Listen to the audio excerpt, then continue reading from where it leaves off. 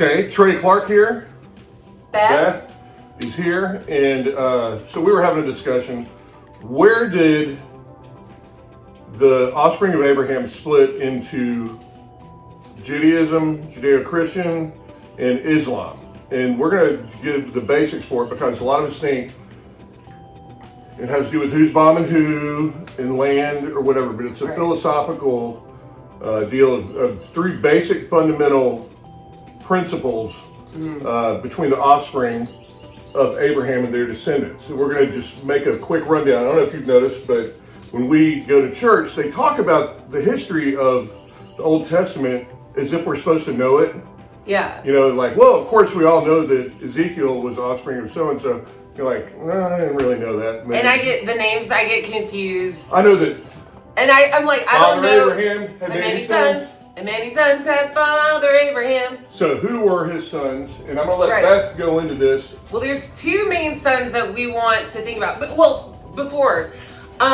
because I would always get confused, especially when people disagree and have debates. And they'll say, they'll quote scripture from the Bible or they'll quote from the Quran.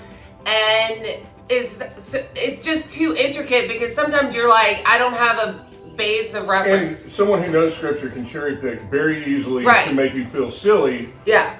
This is something you can go back to and get to know pretty well as far as where the philosophies began. And I'm not talking about why did we have the Inquisitions and why did Muhammad the Crusades against blah blah blah. Who cares? We're really just this, and we were just trying to find out for ourselves because I was like, what exactly is the difference? I know, like, we believe in Jesus, but like, what exactly are the Jews and the Muslims disagreeing on specifically? Okay, so here we go. Let me start out with the 3 points we have. Now these are all Judaism, Islam, and Christian or Judeo-Christian. So start out with and these are all from Ishmael, which is from Abraham's. So Father Abraham had 8 sons, but the 2 we're talking about today are Isaac and Ishmael. Okay? Isaac and Ishmael. Those are the 2 we're talking about. Okay, so... And 2 different moms. 2 different moms. Okay. Explain the difference between Hagar and... Real quick. Let's see. Ishmael Sarah was the firstborn son. Ishmael is the firstborn son, and that is from Hagar. The mom is Hagar. And she was actually the, maiden, the handmaiden to Sarah, who is his wife, who they thought was barren. And Sarah is actually the mother of Isaac. So she wasn't barren. She was old though. She was old, but she was Abraham's first wife. Sarah was, but Abraham's first son, offspring, came from the second wife, who is Hagar. Okay, so there's the difference. So Ishmael, firstborn son from Hagar. Isaac, second-born son from Sarah. All right. Or firstborn from Sarah, second-born son from Isaac. Second-born son from Abraham. Now, Ishmael gave offspring to 12 princes or rulers, is what they refer to him in the Bible. Isaac gave Jacob, had a son named Jacob, who gave birth to the 12 tribes, the 12 sons, who are the 12 tribes of Israel. Israel actually is another word for Jacob, means Israel.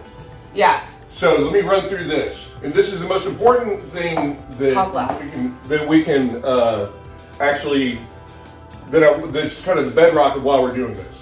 Okay, Judaism is basically a bloodline-based deal. That's why they prefer to be called the chosen ones, and why they reject Christ, because they still believe that Christ has not yet come. They are bloodline of Isaac, which Christians also believe, but the nature of their covenant, which there's a difference between a covenant and a promise. Okay, a covenant is for generations to come. It can never be broken until the end of the covenant.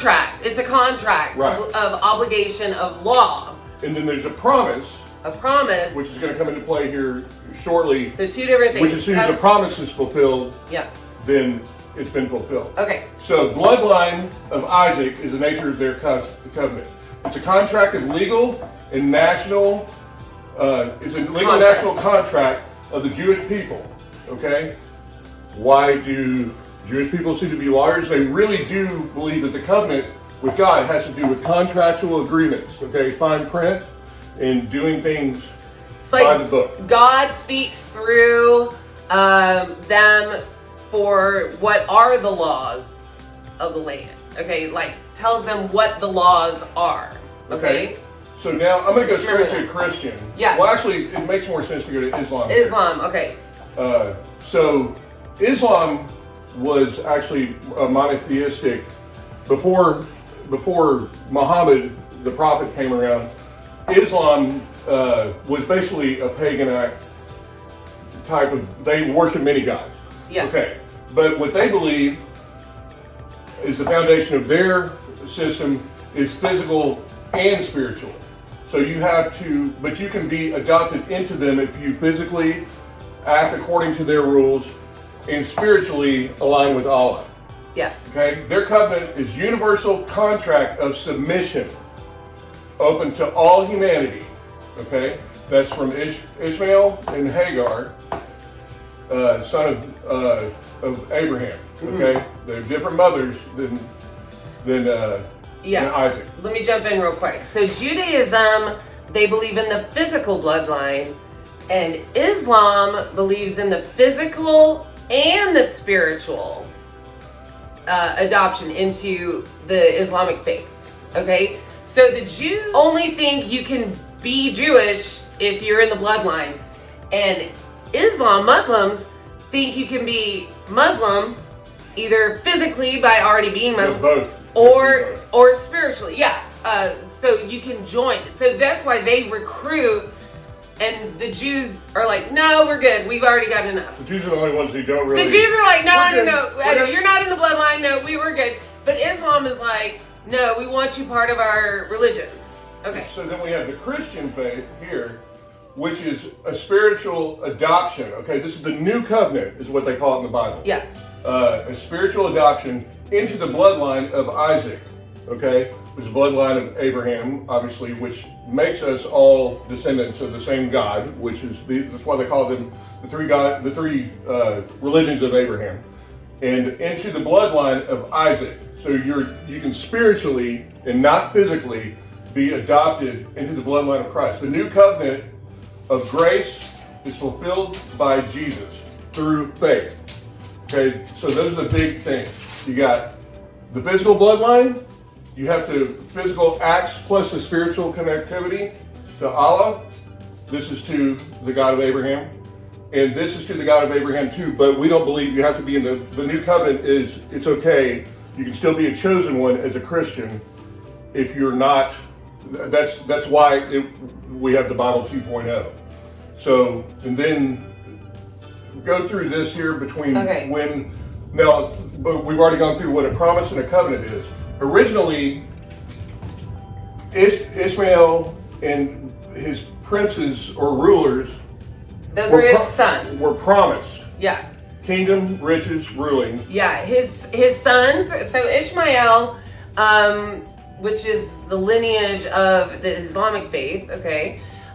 He had 12 sons, and they were all promised from God. They were promised to be able to rule, to multiply, to have great nations, and just they were promised all of these wonderful things on earth. Okay. And then the covenant. And then the covenant with Isaac was a contract of the actual law of the land. Okay, I'm dumbing it down just a little bit.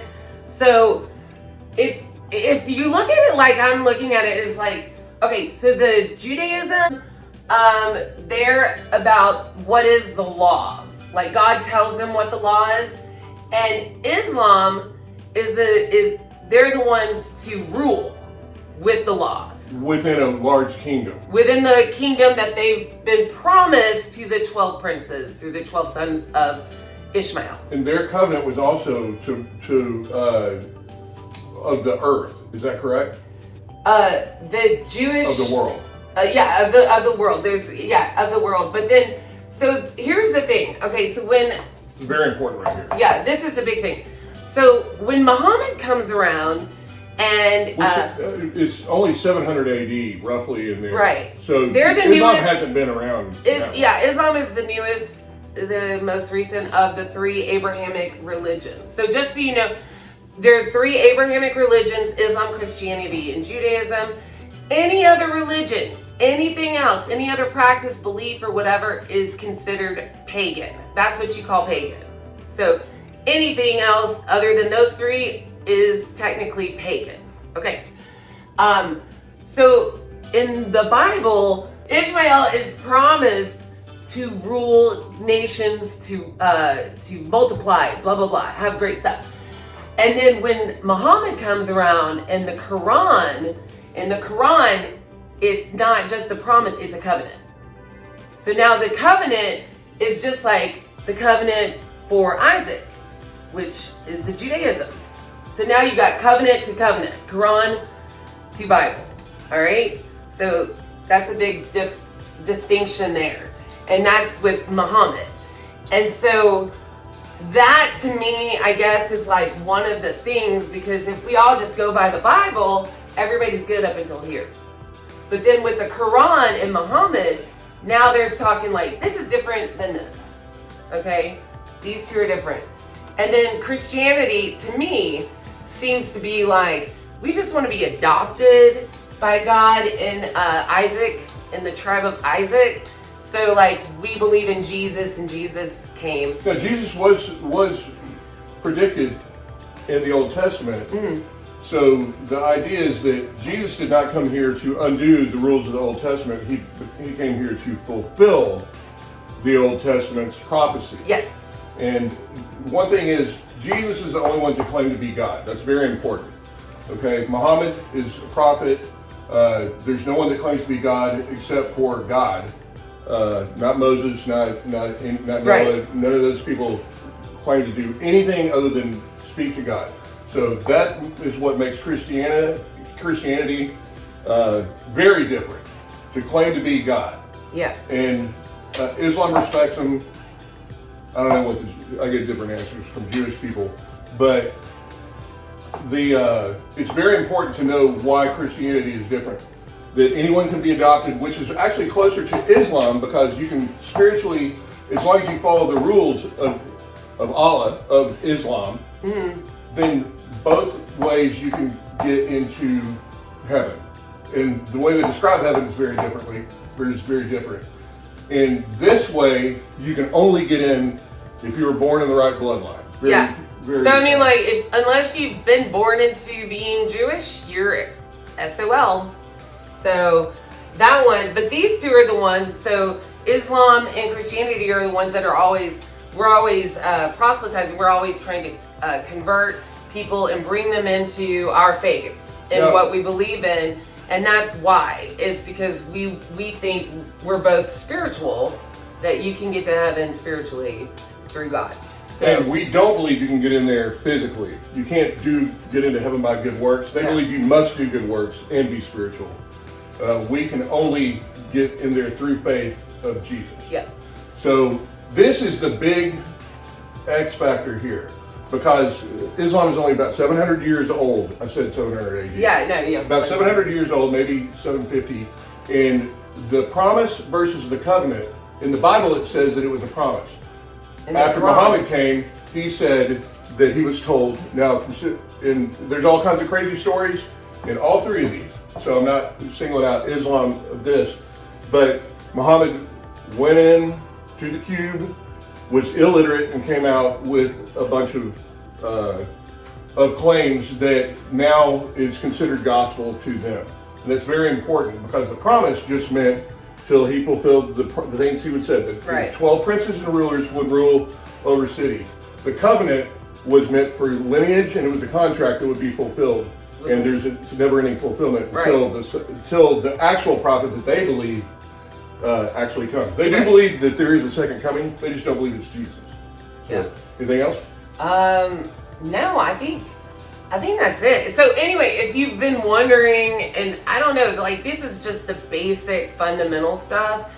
And it was one of these things that like we were both kind of like, we understand why people don't like each other because people cannot like each other for a lot of reasons, but a lot of people don't really sit and think about it.